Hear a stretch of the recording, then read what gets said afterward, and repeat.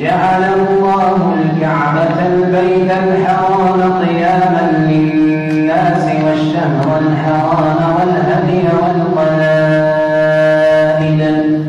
ذلك لتعلموا أن الله يعلم ما في السماوات وما في الأرض وأن الله بكل شيء عليم. اعلموا أن الله شديد العقاب وأن الله غفور رحيم.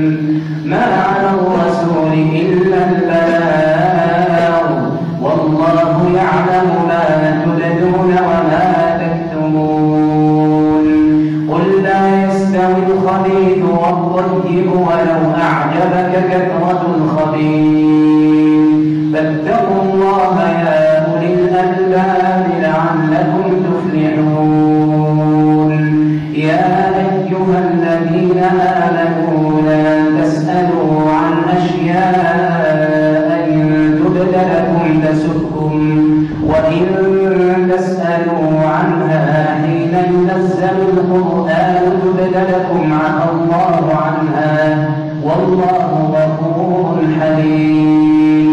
قد سألها قوم من قبلكم ثم أصبحوا بها كافرين. ما جعل الله من بحيرة ولا سائبة ولا ولا وصيلة ولا حام ولكن الذين كفروا يفترون على الله الكذب وأكثرهم لا يعقلون.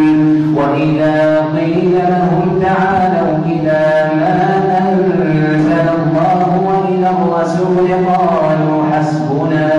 قالوا حسبنا ما وجدنا عليه آباءنا أولو كان آباؤهم لا يعلمون شيئا ولا يهتدون. يا أيها الذين آمنوا عليكم أنفسكم لا يضركم من ضل إذا اهتديتم إلى الله مرجعكم جميعا فينبئكم بما كنتم